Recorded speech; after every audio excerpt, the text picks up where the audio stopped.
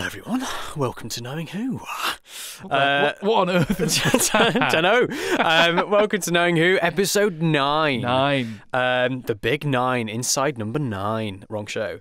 Yep. We are here today to talk about an episode from yesteryear. Yeah. From 2006. We are going all the way back, though, to 18 years ago. Sorry. Well, we were going back 18 years ago, but we're going all the way to 1953. Yes, the Coronation. The Coronation! Yeah. There's also no way that the line, I am talking, isn't going to get into this episode. I'm not feel like I listening. blew your headphones You off. did, that just was then. really loud. I'm sorry. I heard myself peak, so that's Yeah. going to... Really apologies to headphone listeners. Yes, we're talking all things Idiot's Lantern. Why are we talking about Idiot's Lantern, Ben? Well, because we needed a second episode to record in this time gap. We chose Series 2 because, I mean, a couple of weeks ago I said I really love Series 2, so I thought, let's look at Series 2. I remember I messaged Ben and I was like, we need another episode to sort of fill our schedule. So and I said, Ben was like, how about The Idiot's Lantern? I was said, like, let's do a nothing episode like The Idiot's Lantern or Fear Her or something. Mm-hmm. But we can't do Fear Her because it's not on iPlayer anymore. So we ended up choosing The Idiot's Lantern. Yeah. Fear Her, as of recording, is not on iPlayer at the moment. Apparently, according to the Mirror, they are re-recording some lines and they're going to edit it and change it up and put it back up. But who knows? Maybe when this goes out, it will be back on iPlayer. Yes, because just for full transparency, dear listener, we are recording this on the same day we've done the last episode. Yeah, so immediately after. If there's any big, if minutes. Doctor Who has been cancelled by this point, we do not know. Yeah, so if something's happened in the last month, we don't know about it. So yeah, you'll have to stay tuned for the next episode. But the next episode we'll hear more about at the end of this episode. Yes, we'll I'm do a little excited for the next I'm one. very excited about the next one. Yeah. So Idiot's Lantern, broadcast the 27th of May, 2006. I'm so used to saying 20. Broadcast 27th of May 2006. Directed by Eros Lynn, written by Mark Gatiss, and starring David Tennant and Billy Piper as the Doctor and Rose. Yes, I think your Matt Smith's impression is better. Yeah, I think I'll go for Tennant. Yes. All the way back to 2006. It felt weird watching this because I don't think I've watched a 2006 story in a while. I had loads of flashbacks to my old living room when I was living in the Middle East in my old house. Well, because as we know vividly. From 2 weeks ago, two episodes ago, when we chatted about our beginnings with Doctor Who. A month ago. It's really weird to record in advance. Time would be what we time away. When we chatted about how we got into the show, obviously Series 2 was the first box set that you dipped into, having your dad. I literally, this was one of the stories that I'd watched on repeat for years. Like literally, probably every weekend I would watch Doctor Who, and it was I don't know if I watched this one every week. I always, as a kid, I thought, oh, it's really funny. It says idiot in the name. I remember. I always found the title so bizarre because I didn't understand. Obviously, the Idiot's Lantern was an old term what for they called the television. It was like the gogglebox and the squawk box and things. So it's like I didn't get that as a kid either. I was just really confused because I remember someone had the DVD. It would have been the one with the Cyberman on the front, the vanilla releases. It would have been Rise of the Cybermen, Age of Steel, and Idiot's Lantern. Releases, and I remember someone had that, and I vividly don't know why I've just remembered this. I was at a party, one of the kids' parties, like a 6-year-old birthday party, and I remember the episode selection screen being on and seeing the list of the names and the Idiot's Lantern being on there. I was like, what the hell is that? So, I have vivid memories of this as well. Yeah. It wasn't one that I'd watched as much as the rest of Series 2, probably because I didn't have the box set until a bit later on. Right. So, it wasn't one I'd watched as much. Yeah. But ever since I watched it, I've always loved this one. Just full transparency, I've always loved this. When I originally said, let's do a nothing episode, I didn't remember how good this episode actually was. It's cracking, and it's so often forgotten about. Yeah. Because it's immediately after a brilliant two-parter. Yeah, and it's immediately preceding another brilliant two-parter. Yeah. So it's sort of an in-between episode. When you're sandwiched in between those two, you're going to get forgotten about, which is a shame because this one is it's simple and effective, especially the whole Doctor Who conceit of turning an everyday item into a horror kind of object. Yeah. The whole phrase of don't sit too close to the TV or your eyes will get square or whatever, don't sit You'll too close to the lose your TV or face. you'll lose your face.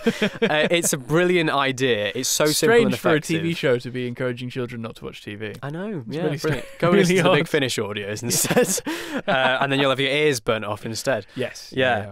Is that a plot point in a Big Finish story? There is a story of one of the early Big People Finish wearing stories headphones about where their ears get burnt off. something about That'd be really a sound monster. Of course, it's a natural Yeah. thing to do. Originally, I mean, this is one of the things I'll talk about later, but originally this was going to be more about sound stuff. It was going to be a song okay. that was infected that got into your head. But Of course, there was yeah. there was a game on the Doctor Who website. I don't know if you remember this, because I was always on the Doctor Who website as a Right, kid. this is one of the Flash And games. it was one of the Flash yeah. games, and it was about the wire, and it was using songs to communicate a message. No, I don't think I ever played You that never one. played that? No. I loved that game. I played it so much. I don't think Yeah. I ever got past level 1, but I remember like one of the things that was played on repeat was "All I wanna do is have some." Really? And it would stop, and that was part of the message. And have some copyright infringement. Yeah, and it was loads of different songs like that, and one of them was Chesney Hawkes, I think, and Right. unless that was the Chesney Hawkes one, I don't know. And it was, I'll be honest, I played the Fear Her game more of the Kookaburra sits Yeah. in the Yeah. yoga. And it was like, after 20 minutes of playing that, I'm being like, just I on can't get repeat out in of your this head, game. yeah. And the TARDIS escape one in the black hole where you're jumping off asteroids. Did you There play was, that one? I love that there game. was some great. We could do an episode just on Flash games. Yeah, I loved those games, and they did one of every episode of Series 2. Didn't Is that they? how it worked? Yeah, because there was a Cyberman one, There was but a that was sort of Cyberman a one. Doomsday game because there were Daleks. No, in there that was one. the Cyberman one. It was like Jake, and it was the preachers Oh, trying to yeah. attack Yeah. all the different cyber bases, and it had a map of the world, and you either played as the preachers or the Cybermen. I do remember that. Oh, that was good. There were some good games God. back then. They were great. What an era! What a time to be alive. And then there was for the Christmas for the next Doctor, there was just sort of like a puzzle. Tetris It was sort do of- you remember the advent calendar? And one of them that It if was you nowhere near as completed, good. if you completed the game, you got an exclusive image from the episode. Yes, and that it was was it. the priest from the next Doctor. Yeah, what a desktop background. Oh, 'Cause that's what amazing. it was meant to be a desktop background. All that sort of stuff. Yeah. Who would set that as their background? Anyway, to the episode at hand. The episode at hand. The Idiot's Lantern. I keep wanting to say Fear Her. The Idiot's The Lantern. Idiot's Lantern. No, this one. I mean, from the off, just about the general setting of this, I absolutely love the 50s. So this is immediately my bag. I love the kind of, rock and roll years, Elvis, all that sort of stuff. Obviously, Sure. the Doctor and Rose were aiming for Yeah. Elvis. My first note is literally, how the hell do they not immediately notice that they're in London? Like they're in this estate, It's which is so obvious that- obviously Britain. But it's obviously played for the joke of, They wait for Here the we red are. bus and Yeah. and here's the post flags box. and yeah. But yeah, the coronation, that's the whole big the big thing. And it's such an iconic image to have the Doctor and Rose on a Vespa riding It through is, yeah. 50s, with the Doctor's hair all sort of bouffant. And It's such great, and it's such a even at the back, it's all folded it's all- in. It's really cool. it's a very 15 and Ruby thing now, isn't it? Really, It is, yeah, playing sort of- playing dress up. Yeah. Yeah, I loved that.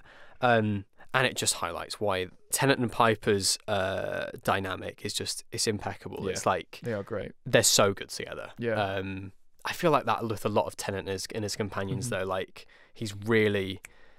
they're just on fire. And this, I think, the Idiot's Lantern was one of the latter ones they recorded in the series as well. So they've had plenty of blocks to get used to each other, and you can tell that they're just like best buds. It does feel like that they've done 2 series together. Obviously, this is Billy's second series. But Yeah, it's only David's first. And yeah, it feels so natural. Yeah. Like Billy plays it like this is the same man. There's no question. There is a difference between how she interacts with Chris and David, I think, because by the end of David's run, she gets really comfortable with him, and they're really pally, or whatever you want. Well, it's a different. It's kind of like together. I don't know. It's kind of like a fatherly dynamic in series 1, and this Exactly, obviously yeah. transitions to more of a Romantic. boyfriend girlfriend sort of thing. I mean, as a kid, I never got that. I just thought they were really good mates. But you do sort of get that vibe, especially when, just skipping ahead a bit, when Rose gets her face cut off.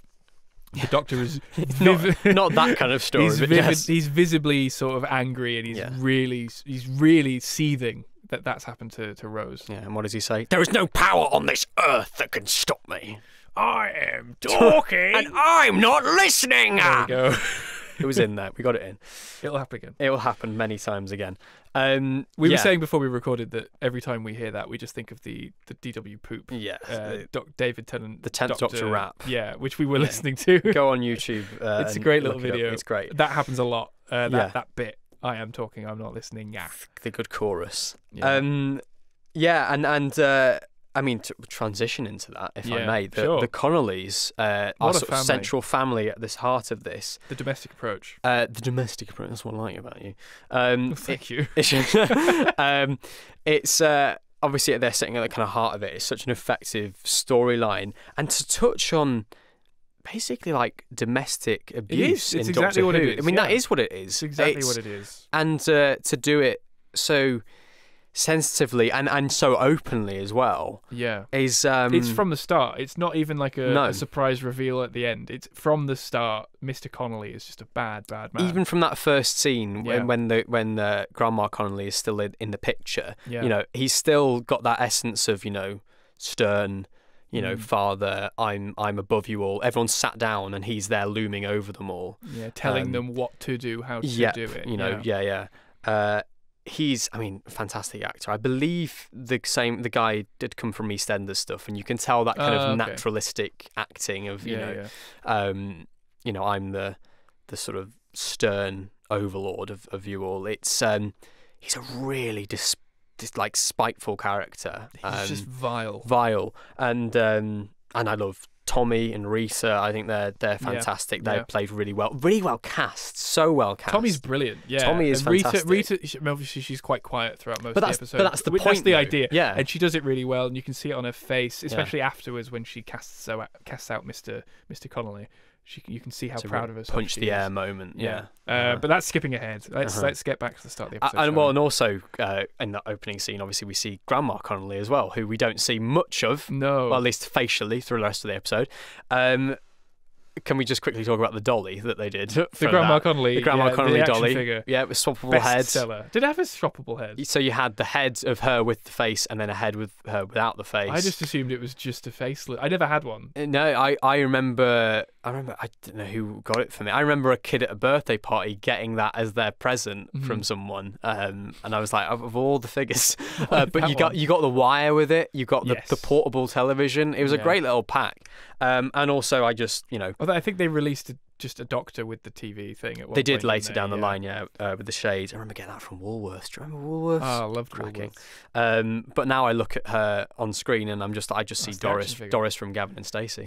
Is she in Gavin and Stacey? I've never watched Gavin and Stacey. You not watched Gavin and Stacey? The first episode, like 2 weeks ago. I think she's in the first episode. But yeah, I didn't know. There's Grandma Connolly next door, Welsh. Welsh. Yeah, and of course, BBC Wales. She'd also, it's something I didn't know until I was researching bits for this. She had also appeared in a second Doctor story, Fury from the Deep, back in the 60s.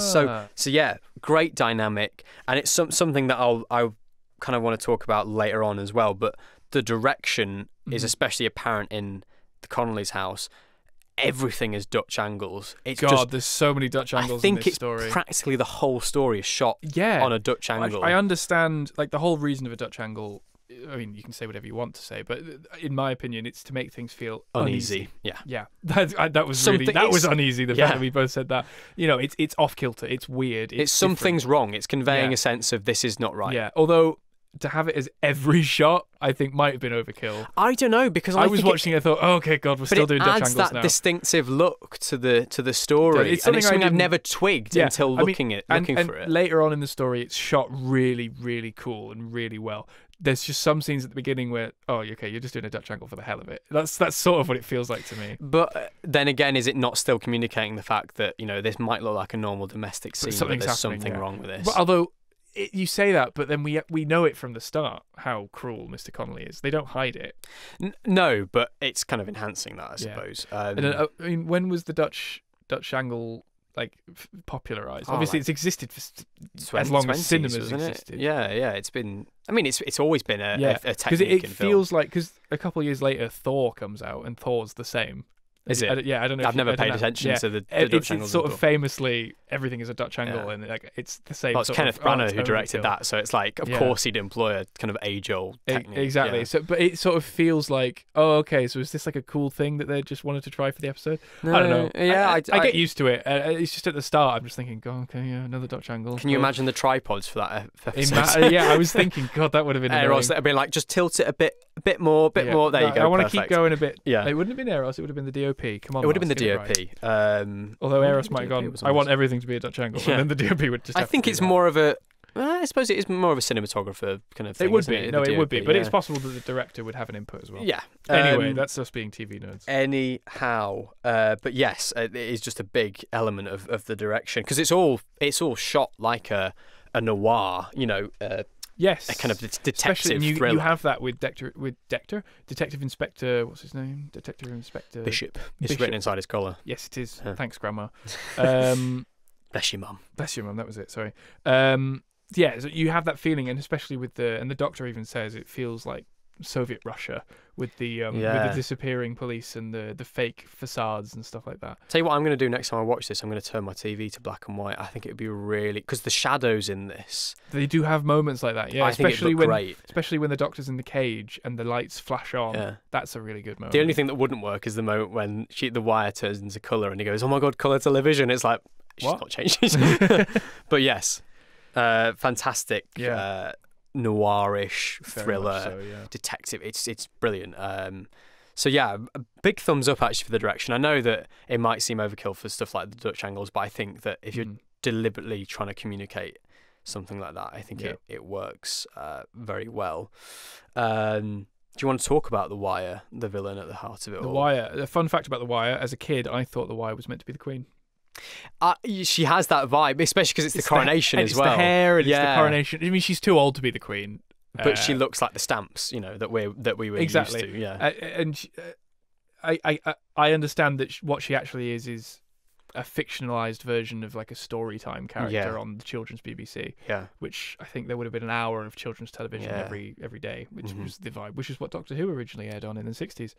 So it is a children's program.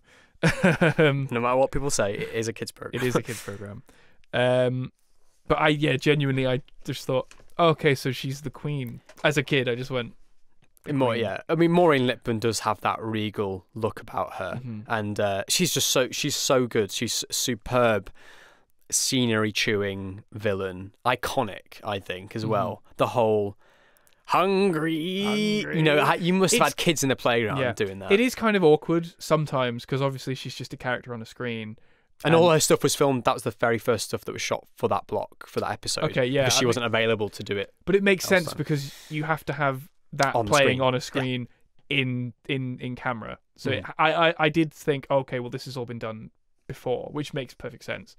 And I was watching it thinking, God, how awkward must it have been for her to record that? Yeah, I'll have to watch Confidential. And, I never got to watch Confidential. I really wanted to because I feel like that would be a really good one to watch. The only thing I remember about that episode of Confidential, watch out for it, is it's kind of framed around Mark Gatiss, who obviously wrote this episode. Oh, did he? I didn't even notice. In this, you sounded like you were being genuinely didn't notice. Really? Yeah, I didn't even look. He wrote this one. And the Confidential episode, I remember, is sort of framed around script to screen, so he kind of follows him. Okay. And throughout this whole episode of Confidential, his hair varies from like a big bouffant to bald to skinhead. It's like, watch out for that. That's the only part I remember about that Confidential. But yes, no, The Wire was such a cool idea. And again, enhancing that whole thing, like I said at the start of this, of the don't sit too close to the television. You would have had kids maybe a bit frightened of being near the telly. And do you remember those old, for us, I suppose, the static kind of, you touch the screen and you'd feel it fizzle. Yeah. So it's kind of and the that constant sort of thing. Whine in the background. Yeah, and you'd go behind it and you could smell it was warm. Yeah. Oh, I miss those two. I mean, they were awful, but I do miss them. Yeah. Well, those would have been the TVs that we watched. It would have been. I remember the exact one I had. Yeah, you can always visualize your first proper telly, can't you? See it.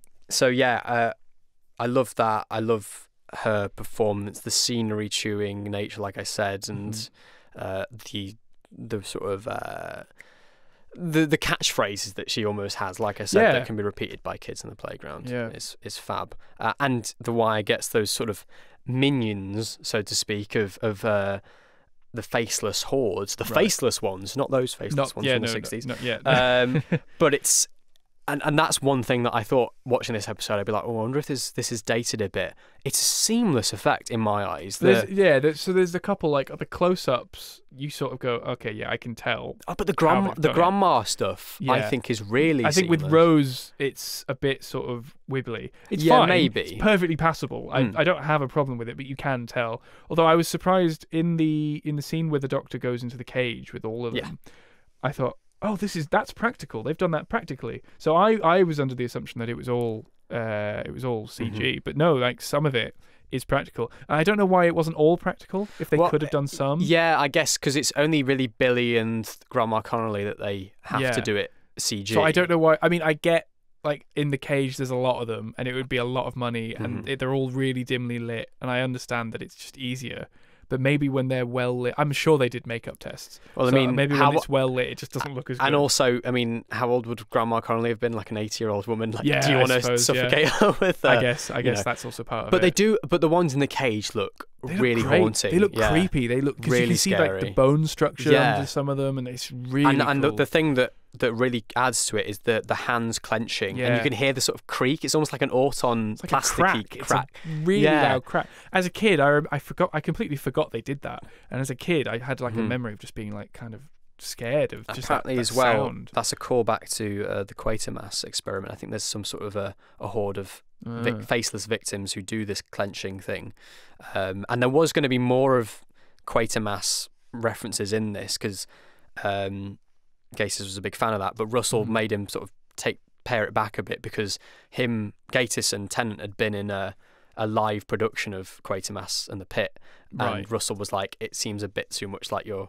kind of self-referring to your own work by doing that. So, but again, that's the 50s vibe. It works for that. Yeah. But yeah, really scary for a kid. I think there's something about the blank look. I think it's why people were quite scared of the Trickster, because the Trickster has the mouth, but everything else is... There's nothing there. Essentially the same thing. Yeah. It's really terrifying. This pop shield is a nightmare today. I'm having a real disagreement with it. So yeah, great aspect about it. Did you have anything that you wanted to? I'm just going to have a look. Fun fact: this is a little sort of aside. The tie that the Doctor wears in this episode. It's the only time we ever see that one time. It is, which is a shame. Actually, Ben, the other time that we did see it, totally random, no idea why, was when Tennant appeared on stage with the Muppets. Sorry, yes, he did wear it in that. Why? Really weird. You had the whole costume rack, the iconic, girl in the fireplace tied from the tower. Well, they only had one of them, and I don't think David has it. But I think the BBC would have surely you'd have a whole abundance of. Well, I think for the Muppet thing, I think David and Peter were just wearing the costumes that they owned, their own. So versions. Do you think Tennant owns? So Tennant probably took a couple ties home. Yeah, maybe. Because I think he has worn a couple ties in costume in various things. But in the Muppet one, he was wearing the Idiot's Lantern tie. I mean, which I love. I think it's so cool to have another variant of him wearing that. For those who don't know, there was a live Muppet show in London a couple of years ago. Like probably 2019. I think it was 2018 because I remember it was when Whittaker was about to be the Doctor, and they invited David and Peter separately on separate nights, didn't they? So it'd be David one night and then Peter the next, and they did this Pigs in Space skit where they meet the Doctor. It's so good, and they're in costume. Yeah, I assume it's BBC sanctioned. I've no idea. Who knows? It's the Muppets. Really funny. Anyone would let them do it. It is really cool. Disney sort of merger costume. Before we even realised it. And also what was so cool about that show is that I think Kylie had an appearance in it. So at the end, when they all sing Rainbow Connection, there's David and Kylie, Astrid and the 10th Doctor again on stage. It's fantastic. It's so cool. So anyway, yes, another the tie. But that is the only time in the show where the Doctor wears that tie. Because it's a sort of 50s looking... It is. It's a really weird tie. Yeah. It's not my favourite one out of all of his ties. I kind of like I think I quite like how odd it is, almost. I remember seeing a video. There was a series of videos that Louise Page did, the costume designer. Yes, I know the videos you mean. Yeah, I think it was Stephen Ricks who filmed them. Yes. And she talked about each tie individually and talked about this one and said, we picked this one out because it fitted the 50s vibe. Right. So I guess that was why they never used it again. Didn't like it. like maybe they just didn't fit with. Yeah, what they else had were all doing. these other ones that they could sort of choose from, and I guess that just wasn't their favourite. I mean, of the I'd bunch. go for that tie over the kind of weird look that he has in like Tooth and Claw with the sort of. It's like a Well, there's shirt, no open tie, shirt, yeah. and then like this weird. I think he's got a Henley on underneath. Something. Yeah. I've never liked that. I quite like it, but it's very 2000s, I guess. I prefer that the kind of Planet of the Ood similar vibe, kind of but different T-shirt colours. the red one. We're getting very deep into Tennant ties. The fun fact again that the tie, while we're talking about ties, the ties he wears in the next episode, the Ood episode, he also wears in the Cyberman two-parter. He does, and I think he wears it in series 3 at one point. Is it kind of inverted version of the egg tie that he? So what it is it's a quite brown lot? tie with blue spots. Oh, I thought it was the blue tie with brown spots. No, it's brown with right. blue. Okay, so it's almost like a weird to this day, reflection. As far as I'm aware, the last time I checked was probably 2 years ago, but as far as I'm aware, we still don't know where that tie's from, and I think that's the only tie in the like David Tennant tie collection that we don't actually know where it comes from. Well, shout out to Joe, that Doctor Who guy on Instagram, who's just put together a Tennant costume, and I'm sure maybe Joe, you'll be able to enlighten us on this because I know he listens to the podcast. So shout out to you. But there you go. I mean, I've got a few facts that I can fire off Rattle at them some off. point. Go for it. We've got a few little bits about inspiration. I've obviously mentioned the Quatermass thing, but also a big film influence in that final sequence when the Doctor climbs the antenna at Alexandra Palace. Yeah, that is shot really cool. Shot I so really well. love that sequence. I think it's kind of one of those things of, obviously it was shot at ground level and then, they altered added after, in but everything else. it kind of is done so well that you don't think about that. It's just really visually interesting. Yeah. I remember having a Battles in Time card of that moment, a shiny one. It's very cool. Nerd. But yeah, no, it's brilliant. I mean, I love that kind of stuff. But obviously a big influence from King Kong, that whole thing. Yeah. And also to a Doctor Who story, Logopolis, Tom Baker's final one. And apparently there was a line that was cut from it. I don't know whether they cut it climbed up because it was something else once. Yeah, and he sort of said something about, I better not fall off this one or something like that. Yeah, and I think it was just too and in that kind of time of the show, I think they were maybe a bit too afraid of being overtly referencing the classic stuff. I think nowadays... they have absolutely no problem Although with they it. did cut a line from the recent series about going up the Shard to reference Bells of St. John. So, it's still happening to this day. But yes, the story, some facts about the behind-the-scenes stuff. This was originally a Ninth Doctor story. I think maybe pitched as a Ninth Doctor story, but before the 50s stuff. So he probably wouldn't have had he couldn't have had a 50s hairstyle. No. just another buzz cut. A wig. No, you could do a shooty and have a he wig. could have done it. Working titles for this were Mr. Sandman, which refers more to the original storyline, Sonic Doom, and the One-Eyed Monster. So originally they would have just left an eye or something instead of taking the whole thing. I think that might have been another term for the television. Oh, right. It's the One-Eyed Monster in the room. Right. Okay, cool. Yeah. Magpie Electronics, obviously. Yes, that's now become a running gag. Still almost, appearing, hasn't it? I don't know when the last time we saw them was, but in memory, the 12th Doctor has a Magpie Electronics amp.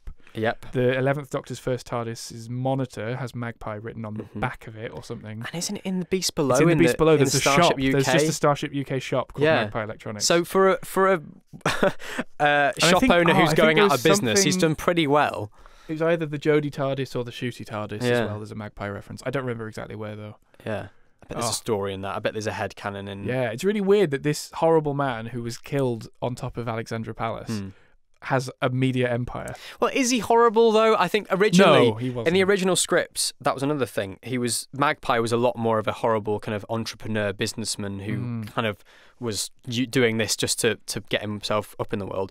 Whereas for this a lot of that might have been story, moved into Mr. Connolly in the end. Yes, and I think that was probably why that was toned down, and Magpie's this more sympathetic character. He's who's just being forced to do all this. Yeah, for a while. I mean, when you're behind on the rent, you'll do anything. So obviously, a demented entity from space who controls televisions is the way to go. Who used to have a corporeal form, which I caught. I didn't catch that originally. I thought she was always this sort of non-corporeal. She's kind of taken on this appearance, But no, as in she literally used to have a body.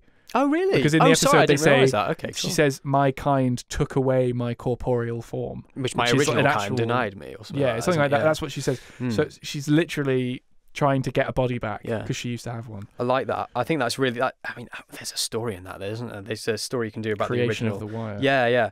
Yeah. So yeah, and also in terms of when this was, the original story, it was originally set in 50s America, and the whole premise was that a song was kind of infecting people, and that song, Mr. Sandman. So, and obviously we got that later on in series 9. Yes. Another Gatiss story as well. Of course, yeah. But yeah, so it was kind of more about, so maybe Elvis would have popped up. Maybe we got more references to that. But would have been expensive though to do American sets. Yeah, it would have been a things. big. I assume that's why it got changed. But I kind of like that they went with the TV angle. They picked the coronation time, and it works. It suits the vibe. So I like that.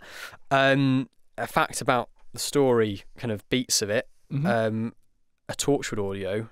Parasite revealed that the people taking all the faceless people off the streets and hiding them away were Torchwood 1. So there's a little thing you can transpose on top of that. Interesting. I mean, they were working with the police then, I guess, technically. Yeah, he was just a regular policeman, detective inspector. Because series 2 was the time that we still got the deleted scenes and stuff.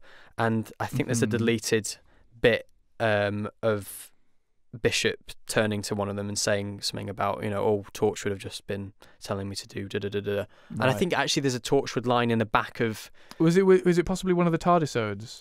Because every episode in Series 2 had a mini episode called a TARDISode beforehand. I think the TARDISode for this was Grandma Connolly getting the TV installed. Oh, okay. And I think that was... And it was kind of becoming, all ethereal and weird.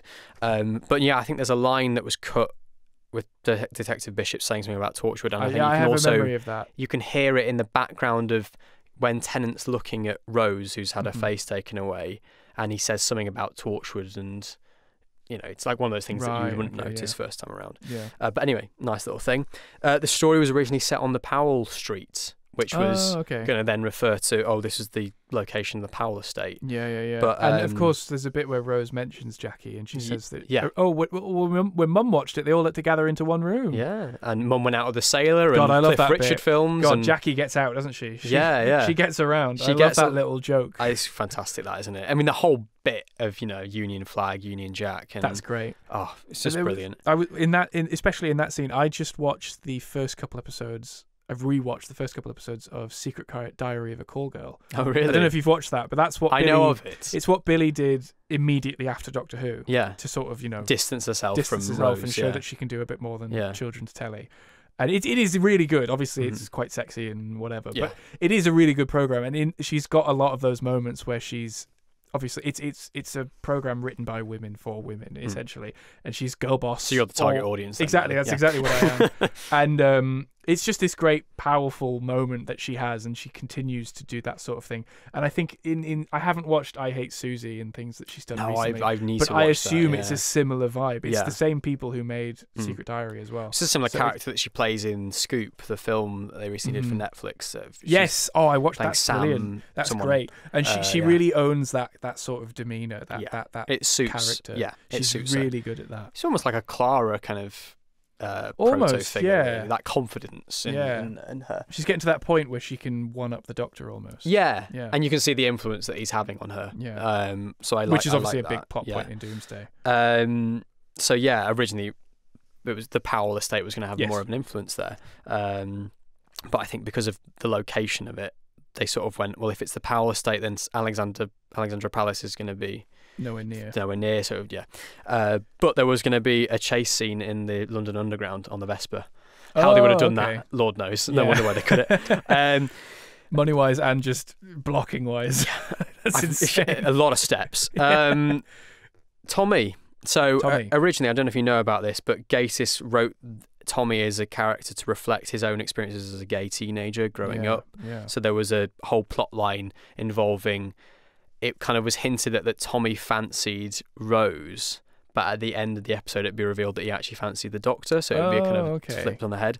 But apparently Gatiss changed that himself because he watched series 1 and saw Captain Jack and thought that was a more modern representation of LGBTQ stuff. So he he took that out of the script. But I feel that there are some elements that remain in there, because like the way that Tommy speaks to his dad in that little moment outside the house, and he sort of says about you were fighting against fascism, but yet here you are being the very thing that you hated. Moment. And he sort of says, you're controlling, people that you see, people who you fall in love with, and that kind of feels like a very deliberate thing of like informing on them. And yeah.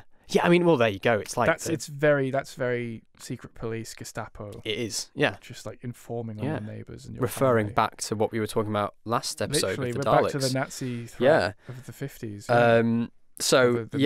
It kind of. I mean, but also the whole informing on people being gay and all that sort of stuff. It was a dangerous time. So I think that some elements do remain, but that whole thing was cut. Which is, I mean, it would have been interesting to have that other element to it. I mean, I feel like in a modern program, these days there would be no question. There would probably, if there was ever an inkling of that happening in the writing process, they would go, "Oh yeah, that's definitely staying in." Yeah, and I feel like that would be very welcome in a modern episode of Doctor Who. 100%. Yeah, and I really would have liked that. Would have been a really lovely little. Yeah, even it would be funny. Sure, it'd be played for laughs. Probably. That's the thing, though. I think maybe it would have been played for laughs, and maybe that would have been the wrong thing. Just like they had a line in Age of Steel, which they cut, where Mickey says to Jake, like, "Oh, I'm not replacing Ricky. I'm a different man." And Jake says in this cut line, "Oh yeah, I'll never have another boyfriend like him." Yeah, and it's played for laughs, and I think that's why they cut it. They were like, it's not right. So maybe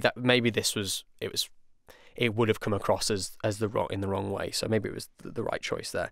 But originally considered for the role was of Tommy. Nicholas Hoult. Oh, yeah, Beast himself. The Beast, and whose career is Tony from Skins, whose career has obviously gone on a huge trajectory since. But we could have had Nicholas Hoult. But I think the chap that they did cast, who I forget the name of. No, I have no idea who he is. But he does really well. Has he gone on and he's had a bit of a career? I don't know. One thing I do know that he was he played a young Davros in a series for Big Finish called Davros, where it was about Davros's origins. And he played this young Davros, and he kind of that's the only one I've listened to in that series. But he plays this kind of slightly psychotic teenager who's kind of what's the word, sociopath. The whole. But that was Tommy's sort of origins. And another little thing, the Connollys, they live on not the Powell Street, but Florizel Street, which was the original title for Coronation Street. Oh, okay. And that obviously ties in Coronation, all that sort of stuff. So there you go. Yeah. And the episode originally it replaced what was going to be the Runaway Bride in the season running order. This episode was meant to be episode 2, and then it got shifted to episode 7, and the Runaway Bride got bumped to a Christmas special. So the Runaway Bride, I didn't know that. The Runaway Bride was going to be a mid-series. It was going to be a mid-series episode, yeah. Interesting. Obviously a very different type of story. You would have had Rose involved, and it wouldn't be Christmas scene anyway. No, it would have made sense that it would have been baking hot July. Although they probably would have filmed it in December, so it probably would have worked. That always fascinates me, that the Runaway Bride was conceived as a series 2 episode, and of course, in series 2 there was also going to be a Stephen Fry written episode, there was, which we still don't really know anything about. No, I think there might have been hints, and I think it probably would have been a very expensive story. Yeah, that was going to be in place of Fear Her. We keep coming back to Fear Her. Let's veer away. Yeah. Lots of interesting facts about this episode. Yeah. I need to dig out. I've got a few of those complete history books, the ones with that they sort of go really in depth on every element of the production of each story. That'd be really. I've got that, and I've read it a while ago, but a lot of interesting stuff about this series in those.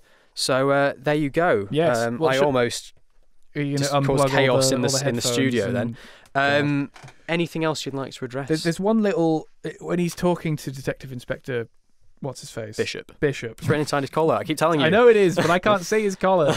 Although in the actual story, I did look in his collar. There's no name tag. What can I say? The great scene by Mark Gatiss. The way lovely that scene flips. That's what I'm about to say. So the what I've written is the Uno reverse of because originally Bishop says to the Doctor, start from the beginning, tell me everything you know. Yeah. And then he says, you can't wrap your arms around and make your fingers meet, which is a very funny line. That's really and then funny. it slowly turns into, you know, Bishop sits down in defeat, and the doctor leans Well, forward. they're on the same level, and the doctor leans, and then he stands up, Yeah. and then he repeats the line, start from the beginning, tell me everything. That's you know. clever writing. That's such a isn't it? lovely and little direction moment. as well. And it's shot well as well, because the camera's moving, again, Dutch angles, Mhm. but it's just a really lovely little moment. I love so that well moment. played, and it's sort of hard. I don't think Gatiss would have deliberately written it to call back to this, but there's a McCoy episode called Paradise Towers which has the same sort of thing of, you know, an interrogation being flipped, but this is kind of done in a very deliberate way of we're going to mirror it at the start and the end.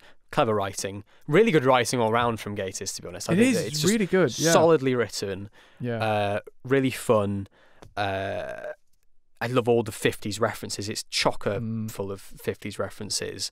You even got like, you know, the bits of the TV, you know, of Muffin the Mule being in the background. And all that the sort of BBC stuff. archive got like rinsed for this. Really? Well, I'm saying, I don't know for fact, but like, oh right, I thought you this was can like a see, genuine thing. like you said, I forgot the name of Muffin, but Muffin the Mule is there at the beginning, and then you see the original BBC title card, which was that was a model shot. I don't know if you know how that worked. I don't know. It's hard to describe to the audience, so you're just gonna have to Google it, I'm afraid. But it's sort of like this biblically accurate angel. That's sort of what it looks like. Then you see obviously the Coronation, which cut down version. But yeah, because apparently this is one thing I do remember is that they couldn't use footage of the actual of the moment itself of the crowning. So they have bits of the Queen in the carriage. You kind of see her going in, and then the only other stuff you see is her coming down the aisle. Well, why is that? Why coronated. can't they use that? I think it's like a sacred moment, maybe, or something. Right, I think it's less about rights. It's more about respect, perhaps. honor. I don't know. But anyway, they couldn't use it. So, but yeah, like it's just all this little bit, because the Muffin the Mule it's a clip you see if you ever watch a documentary about British TV or the history of the BBC or things like that. Those are the clips you see, and then in this episode you see all the same bits. And obviously, it's probably because the BBC at the time didn't record everything forever. Yeah. Obviously, with Doctor Who, we know that there's so many missing episodes. It's the same thing. So when you want to show the BBC 60, 70 years ago, you've got the same. That's all you've got, and you can only use those couple clips, which I think is really funny. Yeah. But it's such a nice way to use that archive material and to blend it in. Yeah. I don't know if you know about it. This is sort of a tangent, but there's a YouTube channel and I think a Twitter account called the BBC Archive. Yeah. And every day, I love it. Every day they post clips. It could be from anywhere. Random. It could be anywhere from the beginning of the BBC right to like 10 years ago, probably even more recent. Yeah. And it's some really cool stuff. Like there's Blue Peter clips of them climbing up floodlights, and there's how they made the Doctor Who 80s theme with Peter Howell. And it's Peter Howell? Yeah, I've got that right. Well done. It's really cool stuff. The best one is I've forgotten his name, that there's like the guy who demolishes chimneys. Fantastic stuff. And great. There's an interview with a football coach who moved from Leeds to Dubai. Wow. In like the 70s, which is really cool. It's really weird to see. Yeah. Love that stuff. And then going back to this, we've already sort of talked about the bit at the end where Tommy is berating his dad. You know, you fought for all this in the war and look at what you've become.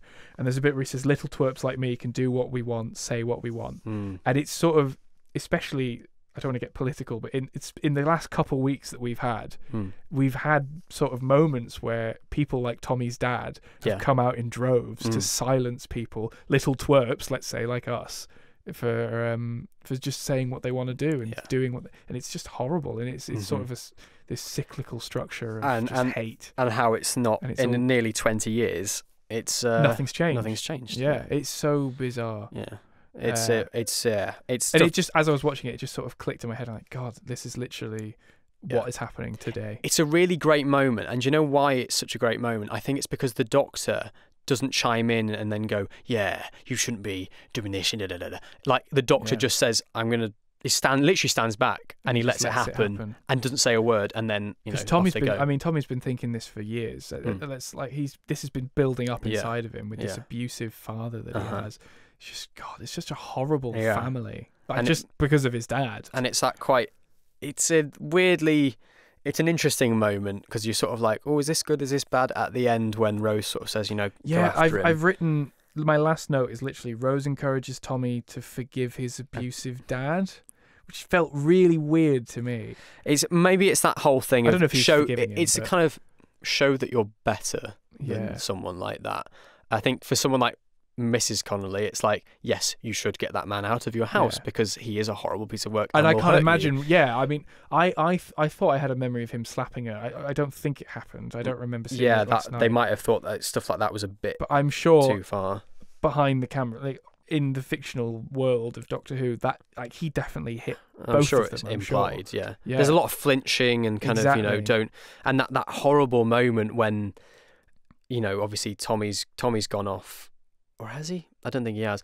And they've got everyone over for the coronation, and they're outside the living room, and he's like right next to nose with her, and he's like, "You will go in there and you will smile," and she puts on this like nervous, like horrendously terrified smile, and then she goes, and it's all happy families, and it's like this just proves this is exactly what happens. Horribly, this is what happens.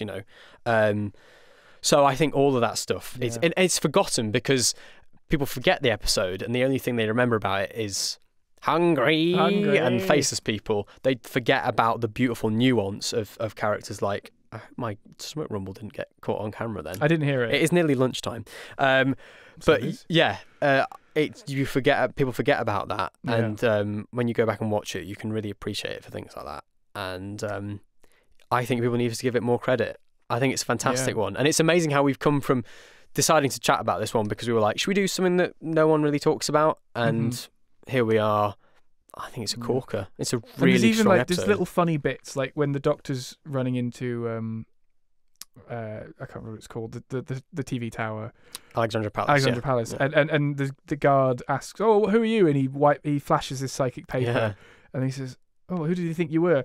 "Oh, the King of Belgium, apparently." Yeah. Which that's just such a really funny moment. Even in a chase sequence, we still get jokes. Yeah. And when the wire starts attacking all of London, it grabs the dog as well. Yeah, that's dog. A really funny little thing. Which, as a kid, I remember thinking, "Oh my god, did it get the dog?" And then every time it showed, I was like, "Oh, I'm looking." And it did get the dog, and I think that's really funny. Imagine a faceless dog. That would that's always my question. How would that look? Dogs with no noses. Yeah. And the VHS tape that the wire gets caught on. Oh, sorry, the Betamax. Yeah. Apparently, that was going to be another reference to Coronation Street. It was going to be an episode of Coronation Street that he would then tape over it with. Right. Okay. So. But it's got little Gallifreyan bits on the sticker. I think that's really clever. That's really lovely. The art department knew what they were doing. I wonder if that says anything. What do you think that says in Gallifreyan text? It probably has like Corrie. Yeah, Corrie. Yeah. Yeah. That's a lovely little moment. That's so good. It's little things like that. Although there is a really weird bit as well when Magpie's in his van and he's driving away, and there's this shot from inside the van, and it looks like it's an episode of Top Gear. I was just going to say, it looks like an episode of Top Gear. It's like a GoPro or an early GoPro, whatever they would have used in 2006. It literally looks like it's probably exactly what they would have used on Top Gear. Magpie drives up a tower. It's just so fun because it looks completely different. It does. It's the quality of camera, isn't it? It is. You can see it in God. It's so funny. And also, I mean, a few seconds later, we get a reference to Kylie Minogue. Yes, who said that? Yeah. Kylie, I think. Yeah. That's so really obviously funny. he forgot what she looked like by the time he came to Poison the Dam. Kylie in the Whoniverse just looks nothing like Kylie in real life. Or maybe none of this matters. And on that note, what better place to end? Thank you very much for listening to this episode of Knowing Who. It's been great to revisit. It's been really lovely to revisit this one, actually. Really nice, I like this. I like picking an episode that no one will talk about. Literally, because I don't have such an attachment to this episode, and it's not something I watch all the time. No. It literally made me feel a bit like a kid again. Yeah, because it's like you say, it's one that not everyone gives much attention. So to go back to something like this and remember, actually, this is just a really good story. It is, So happy days. What is going to be happening next time, though? Next time, in 2 weeks' time, or ages away for us in actual timey-wimey sense. Next episode. We are going to be talking about the Doctor Who proms. We are, because we're going to be there. We're going to be in London on the 26th at the afternoon showing. The matinee, would you call it? Matinee. I don't know if it is a matinee technically, but it's the afternoon, 12 o'clock kickoff one. We're expecting a great game today. Yeah. And I'm really excited. I'm thoroughly really excited. I think it's only going to sort of build up as we get closer. Because maybe I'll go back and we should probably watch the proms that have gone before for the. I suppose so. Episode, So we'll talk about it more, I guess, next episode. But we've both been to the proms and we've got little stories and things to tell. Yeah, so. the idea that we're going to sort of really work out how we're going to do this, because we're kind of making it, I think, a patchwork episode in that we're going to talk a bit about our memories of the proms before, kind of talk about the best moments of the proms that have gone by, and then you'll hear us at the event doing a few little vloggy bits of recording our instinctive thoughts before and after, like perhaps. we sort of did with the series 1 finale. Yeah, but a bit more full on, and who knows, we might find a way to get you guys involved if you're able to share. I mean, if you guys if you see us as well, like, come on, say hello. And I mean, I don't think we're that big. We're not exactly major YouTubers stars. You will know who we are from the guy wearing the Knowing Who podcast Yeah, I'll be wearing t-shirt. my Knowing Who t-shirt. Yeah, just look out for our logo and you'll know who we are. So yeah, exciting episode to come next time. Very much so. I'm looking forward to that. We're going to work out how to piece that all together. Yes. Fun times. So I suppose we'll see you for that. Yeah. Thank you very much for watching. Good night, children. Thank you very much for listening. Bye-bye. Bye-bye. Bye-bye. Night-night. You've been listening to Knowing Who, another Doctor Who podcast, with me, Miles Taylor. And me, Ben Davidson. Thank you to Sonny King for producing our theme tune. And thank you to you for listening. You can find us on Spotify and Apple Podcasts, plus YouTube on the Tailored Vision YouTube channel. You can also follow us on all social media channels at Knowing Who Pod. Catch you next time for more Knowing Who.